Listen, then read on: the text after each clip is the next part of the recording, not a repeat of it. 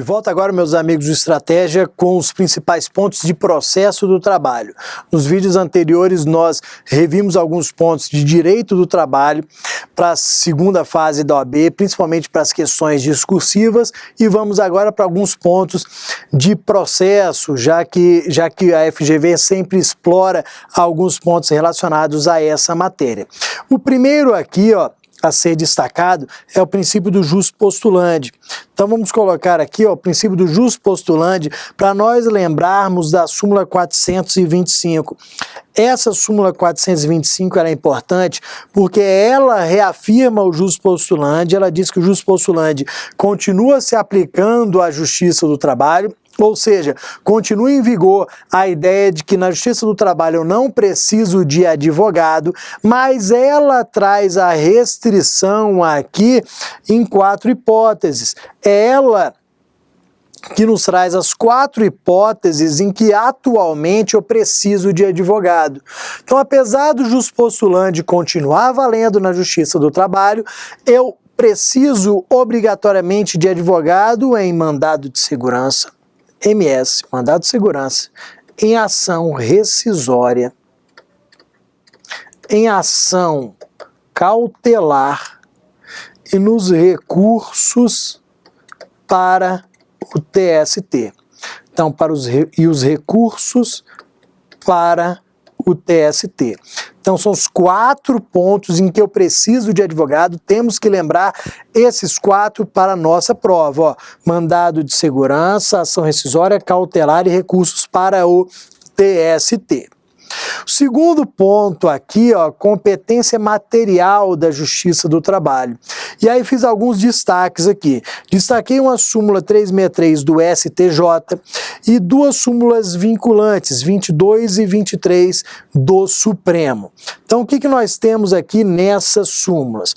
Primeiro, a súmula 363 do STJ diz que não compete à Justiça do Trabalho as ações em que profissional liberal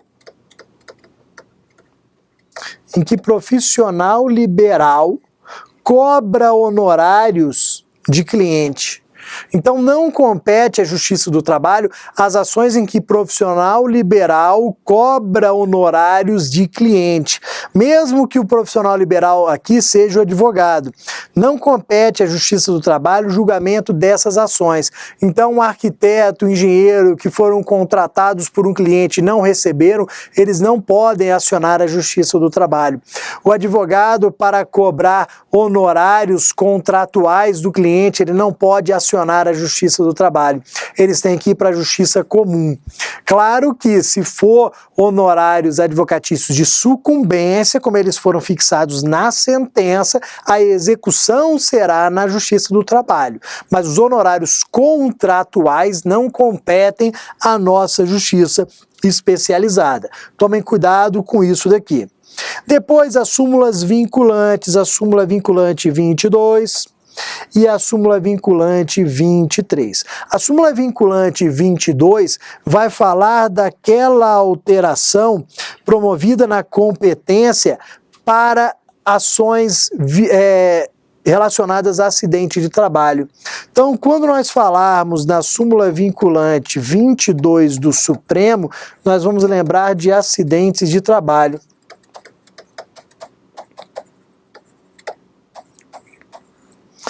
Lembra qual foi a alteração? Até a emenda constitucional 45 de 2004, as ações sobre acidente de trabalho eram ajuizadas na Justiça Comum. Com a emenda, passaram a ser na Justiça do Trabalho. A súmula vinculante fala aqui da remessa, da migração feita nos processos da Justiça Comum para a Justiça do Trabalho. Como que foi essa remessa? Lembra dos termos da súmula vinculante 22. O processo que já tinha sentença, esse processo aqui, número 1, que já tinha sentença na data da entrada em vigor da emenda 45, esse permaneceu na Justiça Comum. O processo 2, que não tinha sentença, ele foi remetido para a Justiça do Trabalho. Então essa é a divisão feita pela súmula vinculante 22. Com a entrada em vigor da emenda 45, nós vamos observar quais ações estavam na Justiça Comum já sentenciadas e quais aquelas que não estavam sentenciadas ainda. As que estavam sentenciadas vão permanecer na Justiça Comum. As que não tinham sentença ainda vão ser remetidas para a Justiça do Trabalho.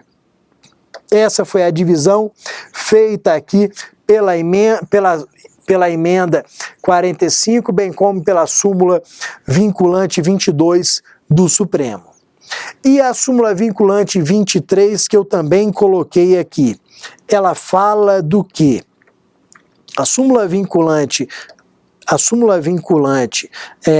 23 do Supremo, ela vai falar de greve, de ações possessórias em greve. Vejam o seguinte, pode ser que seja ajuizada uma ação possessória na Justiça do Trabalho, pedindo, por exemplo, a reintegração de posse em decorrência de um movimento grevista.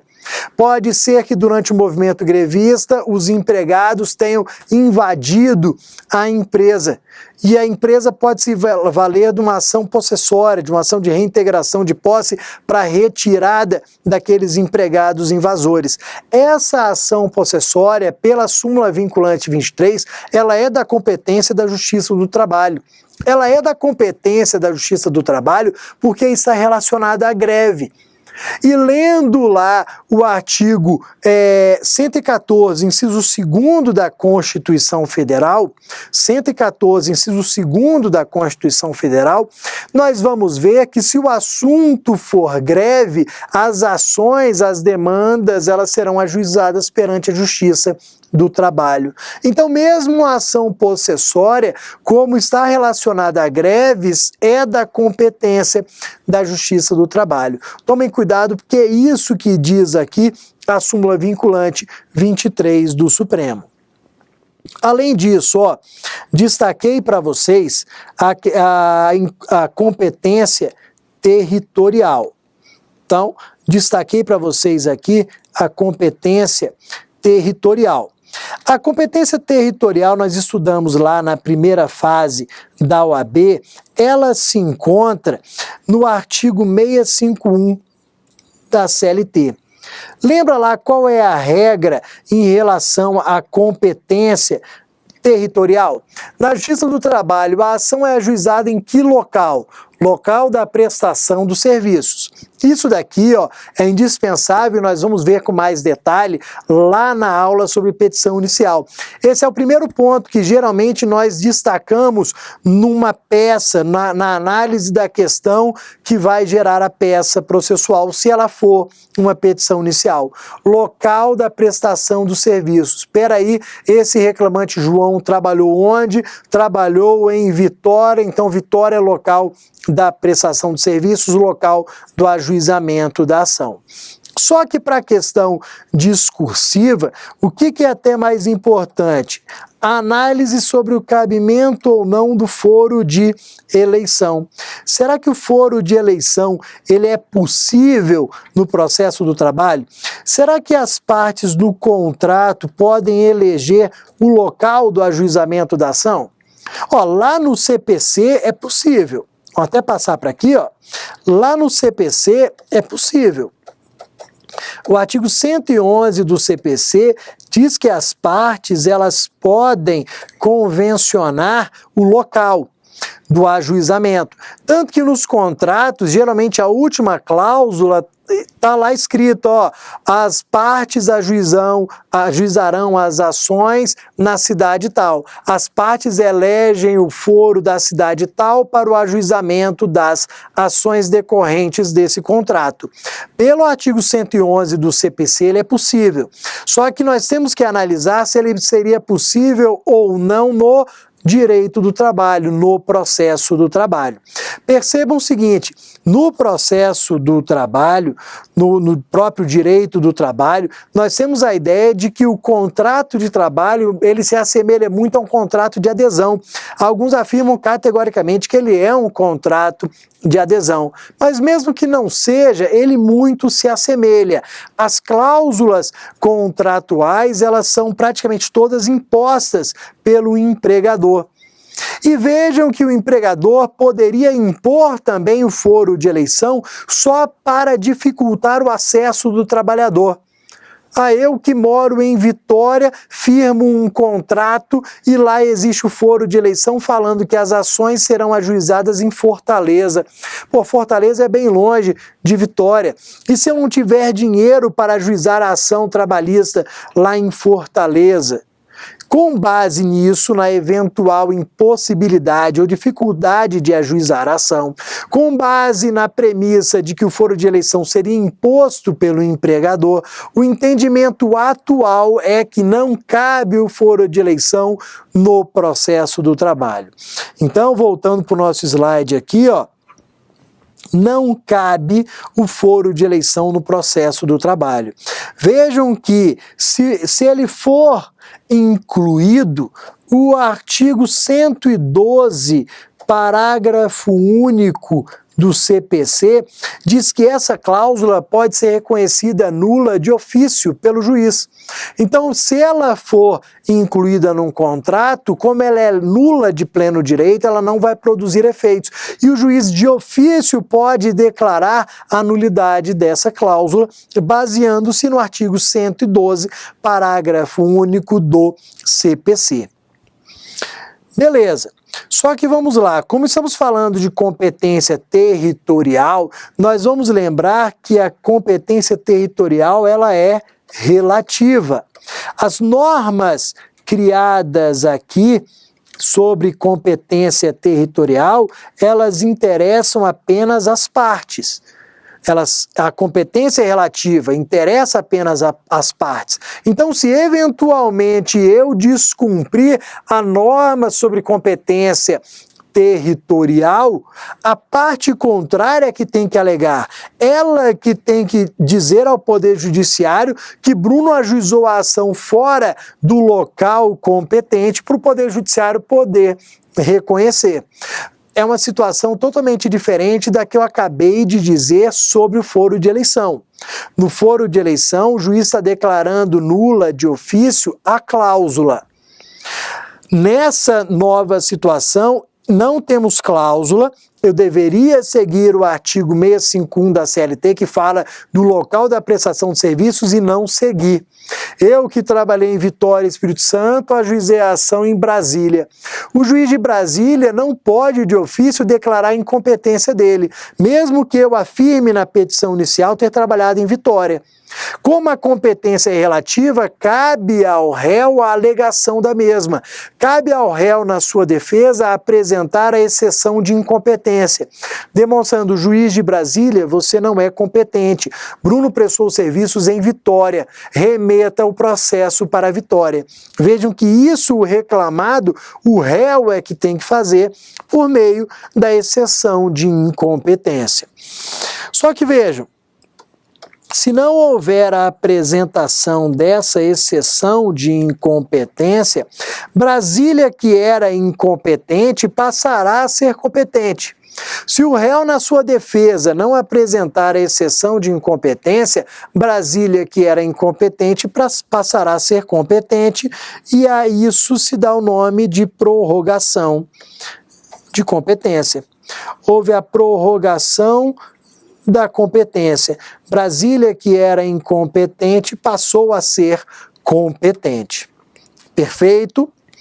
Além disso, sobre processo do trabalho, o que nós vamos destacar ainda? A questão do mandato mandato tácito.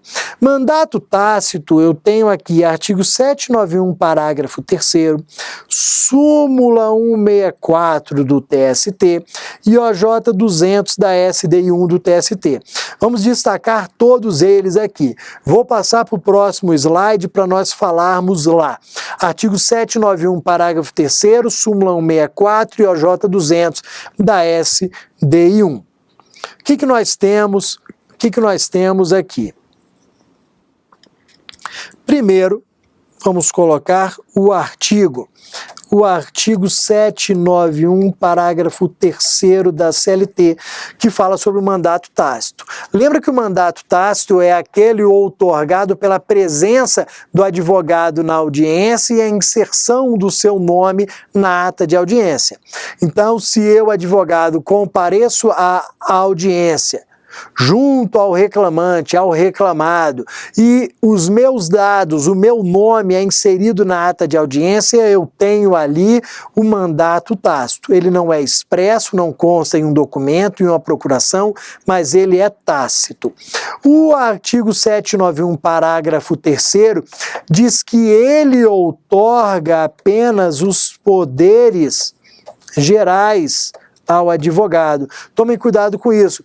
O advogado que possui mandato tácito, ele não pode receber em seu nome, ele não pode dar quitação, ele não pode firmar compromisso, porque esses são exemplos de poderes especiais. E o mandato tácito outorga apenas poderes gerais pelo artigo 791, parágrafo 3º, que foi inserido lá no ano de 2000. Depois, súmula 164 do TST. A súmula 164 do TST diz que o advogado munido de mandato tácito, ele pode interpor recurso, ele pode recorrer. Então, se eu tenho mandato tácito, eu posso interpor recurso em nome da parte. Por quê? Recorrer é considerado um poder geral. Só que aí vocês vão tomar cuidado pelo seguinte, vocês vão tomar cuidado com a OJ 200 da SDI 1 do TST. Ela diz que eu, munido de mandato tácito, eu não posso subestabelecer. Eu não posso passar subestabelecimento. Por quê? Subestabelecer na análise do TST foi entendido como um poder especial. Só pode subestabelecer quem tiver mandato expresso, quem tiver procuração. Se eu tenho mandato tácito, eu não posso subestabelecer. Esses 3 pontos aqui vocês vão lembrar, vão ler em casa, artigo 791, parágrafo 3º da CLT, súmula 164 do TST, OJ 200 da SDI 1. Não deixem de ler para a sua prova. Voltando aqui, ó, honorários advocatícios. Honorários advocatícios de sucumbência. O que nós vamos tomar cuidado aqui? Nós vamos destacar a súmula 219 do TST e a OJ 421 da SDI, que é a última OJ, é de 2013, é a última OJ da SDI 1. Vamos tomar cuidado com ela aqui, ela foi inserida no ano de 2013. Então, em relação a honorários advocatícios, o que nós temos? Vamos passar aqui para a próxima tela. Sobre honorários advocatícios, nós vamos destacar aqui, em primeiro lugar, a súmula 219. Então vamos aqui para a súmula 219. A súmula 219 do TST tem 3 incisos. O inciso primeiro é aquele que diz que eu só tenho condenação ao pagamento de honorários de sucumbência se estiverem presentes os requisitos da assistência judiciária gratuita, que eu vou mais à frente lembrar com vocês. Eu só tenho condenação ao pagamento de honorários advocatícios de sucumbência se estiver assistido ali pela Justiça gratuita. Se eu tiver assistência judiciária gratuita, que está ligado à representação pelo sindicato. Além disso, o inciso 1º deixa claro que a condenação nunca será superior a 15%. O inciso 2º vai falar de ação rescisória, de condenação de honorários advocatícios na ação rescisória. A condenação ao pagamento de honorários advocatícios na ação rescisória, ela não depende do preenchimento dos requisitos da assistência judiciária gratuita. Não. A condenação aqui ao pagamento de honorários na ação rescisória segue a regra do CPC, que é a regra da mera sucumbência. Mera sucumbência, perdeu, pagou. Que é o mesmo sistema que vai ser adotado nas duas hipóteses do inciso 3º. Mera sucumbência, perdeu, pagou. A parte que perde, paga ao advogado da vencedora. Isso também se aplica nas duas hipóteses do inciso 3º. O inciso 3º vai falar do sindicato atuando com substituição processual,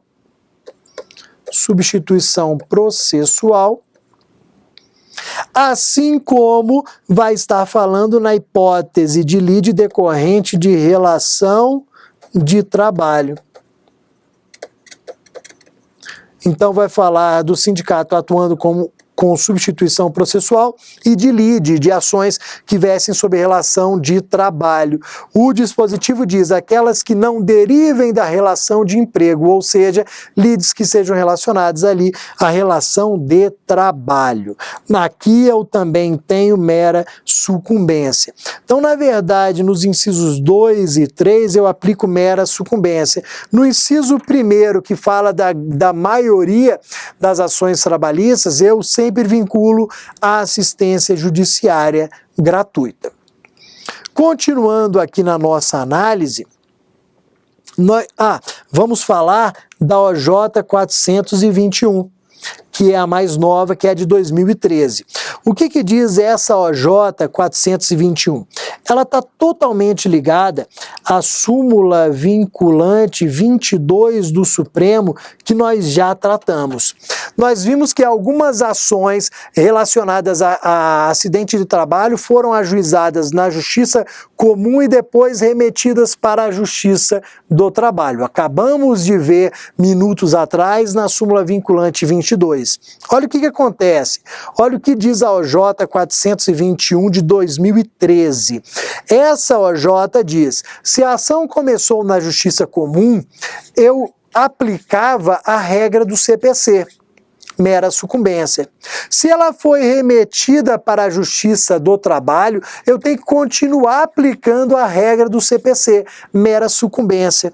Então, de forma bem simples, se a ação começou na Justiça do Trabalho e foi remetida, se ela começou na Justiça Comum e foi remetida para a Justiça do Trabalho, eu tenho que continuar aplicando o mesmo sistema, que é o da mera sucumbência. Então, para essa ação que veio da Justiça Comum para a Justiça do Trabalho, eu vou condenar ao pagamento de honorários de sucumbência pela mera sucumbência.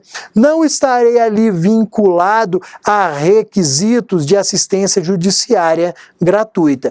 Deem uma lida lá, peguem um VAD-MEA com a CLT atualizada e vejam esse dispositivo, essa OJ 421. Depois, assistência judiciária gratuita e justiça gratuita. Dois institutos aqui que alguns ainda confundem: assistência judiciária gratuita e justiça gratuita. Assistência judiciária gratuita, previsto na Lei 5584 de 70.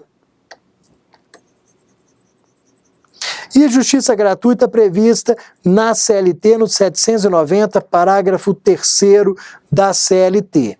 Então, assistência judiciária gratuita na Lei 5584 de 70 e justiça gratuita no 790, parágrafo 3º da CLT. Vamos aqui traçar uma diferença entre elas. Então, eu tenho aqui a assistência judiciária gratuita e a justiça gratuita. Qual que é a diferença? Na assistência judiciária gratuita, eu tenho a representação pelo sindicato. Além disso, eu tenho uma questão financeira, econômica aqui, que é o recebimento de até 2 salários mínimos. Ou, se eu receber mais, declarar a impossibilidade financeira. Na justiça gratuita, eu só tenho a questão financeira, a questão dos 2 salários mínimos, ou se receber mais, declarar pobreza. Então vejam que a justiça gratuita pode ser deferida à parte, mesmo se ela estiver acompanhada de advogado particular, porque a ela está ligada apenas a isenção das custas processuais. Quando eu falo em justiça gratuita, do artigo 790, parágrafo 3º da CLT, eu penso apenas numa única consequência, isenção das custas processuais, porque, vejam, eu não possuo condição financeira. Eu recebo pouco, até 2 salários mínimos. Então, ligo a isenção das custas como única consequência. Agora, se eu estou falando aqui em assistência judiciária gratuita, aí não, eu tenho 2 consequências. Além da isenção, além aqui da isenção das custas, nós vimos no item anterior que eu terei condenação aos honorários de sucumbência. Então, se eu penso em assistência judiciária gratuita da Lei 5584, eu estou acompanhado do sindicato, recebo até 2 salários mínimos, ou se receber mais, declaro pobreza. Isso faz com que haja a isenção do pagamento das custas processuais e haja a condenação ao pagamento de honorários de sucumbência de até 15%. Se eu estou com advogado particular, isso não presume a minha possibilidade financeira. Mesmo com advogado particular, eu posso requerer a justiça gratuita, porque recebo até 2 salários mínimos ou, mesmo que receba mais, não tenho condições financeiras. Isso faz com que haja a isenção das custas. Além disso, esse 790, parágrafo 3º, diz que a justiça gratuita pode ser deferida de ofício pelo magistrado e a qualquer tempo. Então eu posso requerer a justiça gratuita no 1º grau de jurisdição, posso requerer em grau recursal. Claro o seguinte, se eu for requerer em grau recursal, eu tenho que formular esse pedido, eu tenho que juntar a minha declaração de pobreza no recurso. Mas eu posso requerer, mesmo em grau recursal, juntando ao recurso esse meu requerimento. E com isso nós terminamos aqui o 1º bloco de questões aqui de matéria de processo do trabalho, como uma revisão para a sua 2ª fase da OAB.